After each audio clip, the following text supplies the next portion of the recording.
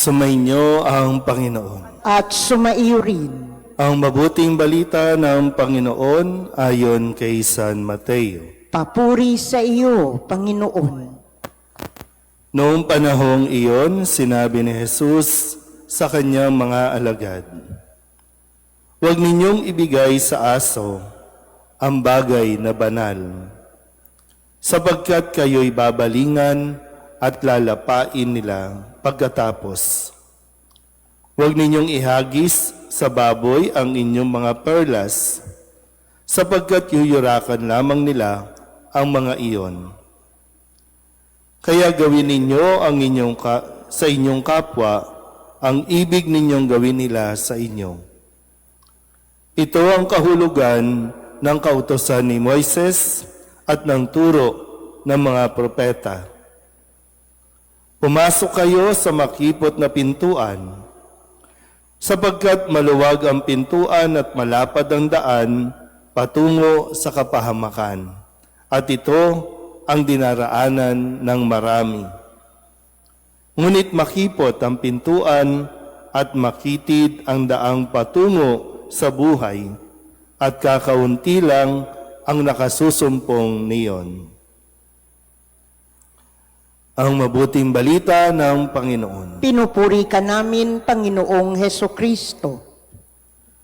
Isang magandang umaga po sa inyong lahat. Magandang umaga po.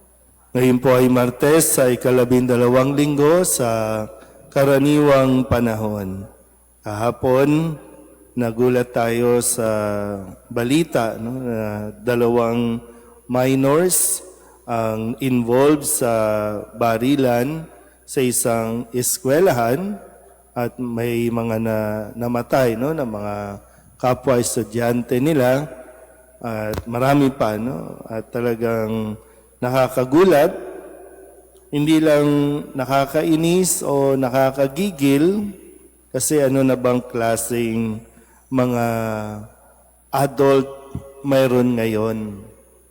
Kasi hindi naman natin ito basta pwedeng isisi doon sa mga minors dahil unang-una ang kailangan nating tanungin, nasaan ang mga magulang, nasaan ang mga guardian para sila ay makapag-isip ng ganitong gawain.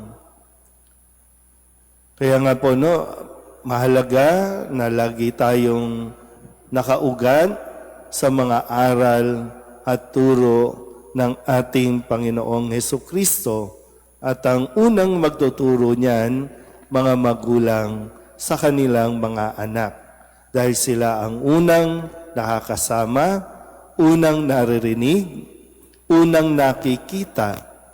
Kaya kung ano ang mga natututunan nila sa karanasan nila sa mismong tahanan, nagre-reflect sa kung paano sila kikilos o kumikilos sa labas ng bahay. At dadali nito sa eskwelahan, sa komunidad. Talagang medyo sabihin natin, nag-iiba talaga yung pag-iisip ng mga kabataan ngayon, dulot na rin ng mga iba't ibang impluensya sa social media na kanilang napapanood.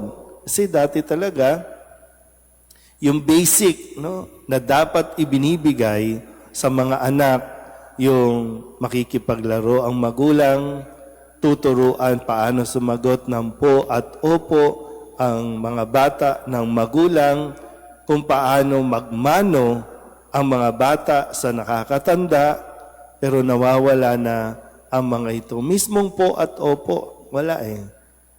So, sino bang may pagkukulang? Ang mga kabataan ba ngayon o ang mga dapat at inaasahan na magtuturo ng kagandahang asan? Gusto natin maging masunurin sila, pero ano ang ginagawa natin?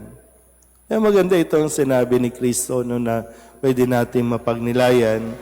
Kaya gawin ninyo sa inyong kapwa ang ibig ninyong gawin nila sa inyo.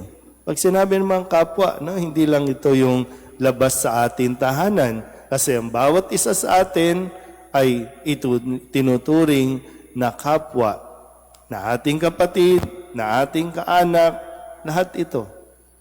Kaya kung gusto natin, igalang tayo, kailangan natin ipakita kung paano gumalang.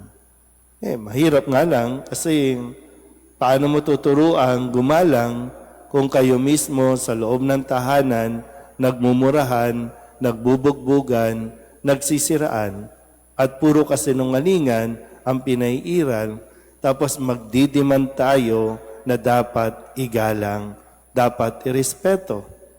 May pagkukulang na sa tahanan, tapos, di ba, mga naririnig pa natin sa mga dapat nating tinitingala, ang mga senators, mga congressman, wala din.